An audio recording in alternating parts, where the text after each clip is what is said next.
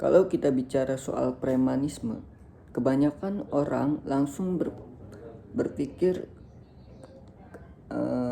tindak kriminal, kekerasan, dan juga razia aparat. Akan tetapi, jarang yang bertanya, kenapa sih premanisme itu bisa terus hidup, bisa terus berjalan, bahkan di wilayah yang paling maju seperti Jabodetabek, yang bisa dibilang kawasan industri atau pusat urbanisasi atau kota metropolitan. Disinilah terlihat ironi ekonomi tumbuh, tapi premanisme tetap ada.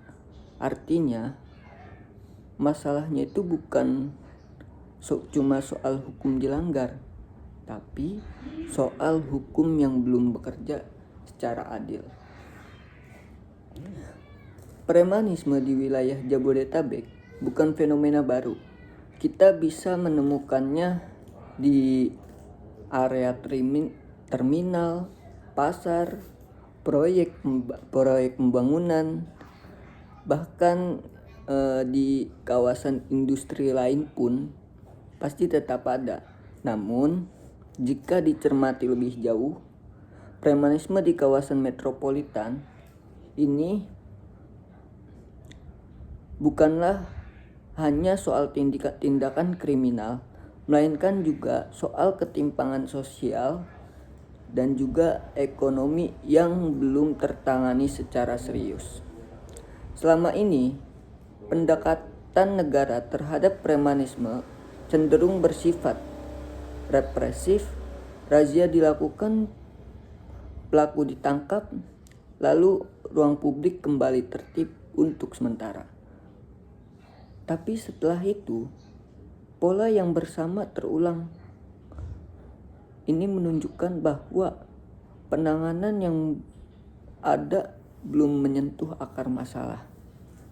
Banyak pelaku premanisme berasal dari kelompok yang tersisih dari lapangan kerja formal dan juga tidak memiliki akses ekonomi yang layak. Dalam perspektif konstitusi, negara sebenarnya memiliki tanggung jawab ganda atau dua tanggung jawab. Yang pertama, negara wajib menjaga ketertiban umum, dan yang kedua, itu negara wajib menjamin hak warga negara atas pekerjaan dan penghidupan yang layak. Masalahnya, dalam praktik di Jabodetabek, Banten, dua kewajiban ini atau dua tanggung jawab ini sering berjalan sendiri-sendiri. Preman hanya dilihat sebagai ancaman ketertiban, bukan sebagai gejala dari kegagalan sistem sosial dan ekonomi. Oleh karena itu, dalam kerangka ius constituendum, penanganan premanisme ke depan harus berubah arah, atau penanganannya itu enggak dari satu sisi, tapi dari sisi-sisi yang lainnya. Oleh karena itu, dalam kerangka ius constituendum, penanganan premanisme ke depan itu harus berubah arah. Dalam artian kalau memang ia dari satu sisi ini sudah dijalankan atau sudah diterapkan, namun tidak berhasil juga sampai akar masalah premanisme tersebut, itu bisa kita cari solusi dari satu sisi lainnya gitu, atau dari sisi ekonomi, bahkan dari sisi sosial yang ada di premanisme tersebut. Begitu. Yang pertama, hukum perlu membedakan secara jelas antara premanisme yang bersifat kekerasan dan terorganisir gitu loh. Dengan individu yang terjebak dalam aktivitas informal ilegal karena tidak punya pilihan ekonomi. Tanpa pembedaan ini, penegakan hukum berpotensi tidak adil dan justru memperpanjang masalah. Jadi kayak kalau semisal kita tidak membedakan premanisme yang bertindak kriminal dan juga terorganisir, itu akan adanya ketimpangan penegakan keadilan yang tidak adil atau tidak sesuai lah dengan aturan hukum gitu loh. Ya mungkin ada premanisme yang melakukan tindakan kriminal karena dia itu sebenarnya bukan orang yang ingin bertindak kriminal, tapi karena ada tekanan dari si kriminal tersebut gitu loh. Dan juga ada yang kalau misal bahasa kita bisa dibilang ada yang mengkambing hitamkan seorang tersebut gitu. Yang kedua,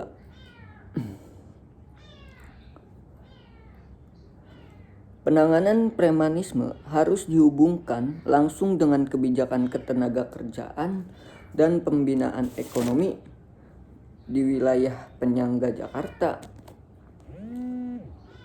dan juga kawasan industri lainnya yang termasuk Jabodetabek Banten.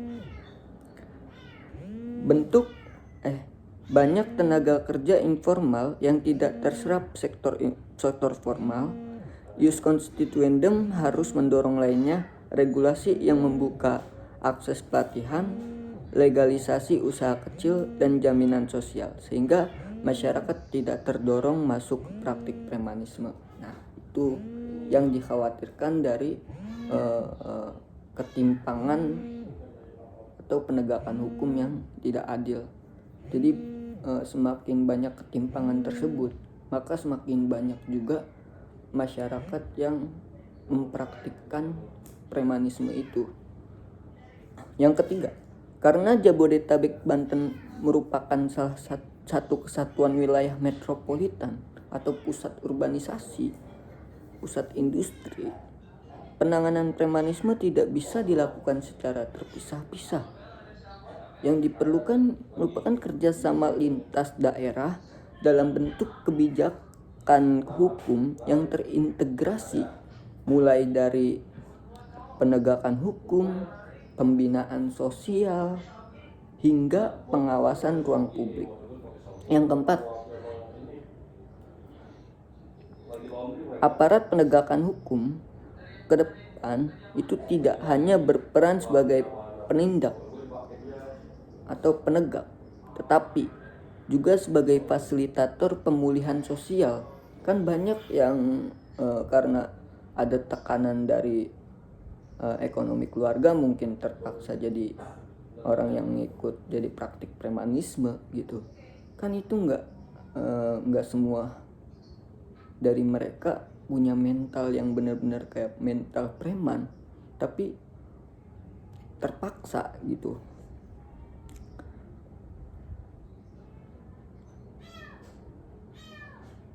Jadi butuh yang namanya fasilitator pemulihan sosial gitu, atau memperbaiki keadaan sosial si preman tersebut. Pendekatan hukum yang tegas namun humanis. Pendekatan hukum yang tegas namun humanis akan lebih efektif dalam mencegah premanisme muncul kembali. Banyak yang bilang beginilah, hukum itu sebenarnya itu merangkul, bukan memukul. Dengan demikian, premanisme di Jabodetabek Banten bukan semata-mata persoalan individu yang melanggar hukum. Ia adalah cermin dari ketimpangan, keterbatasan akses ekonomi, juga desain kebijakan yang belum sepenuhnya berpihak pada keadilan sosial. Razia memang perlu, tetapi tanpa pembaharuan arah hukum atau pembaharuan hukum yang berlaku, itu premanisme itu hanya akan berpindah tempat, bukan benar-benar hilang. Demikian juga premanisme tidak bisa dihapus hanya dengan kekuatan hukum. Ia hanya bisa ditekan secara berkelanjutan ketika hukum tidak hanya hadir untuk menghukum, tetapi juga untuk memberi jalan keluar atau memberi solusi kepada premanisme itu. Disitulah peran ius constituendum menjadi penting mengubah hukum dari sekadar alat penertiban menjadi instrumen keadilan sosial. Oke. Penutupan pantun. Jalan-jalan pagi ke kota Tangerang, singgah sebentar membeli sarapan. Preman hilang bukan karena ditendang, tapi karena hukum memberi harapan. Terima kasih.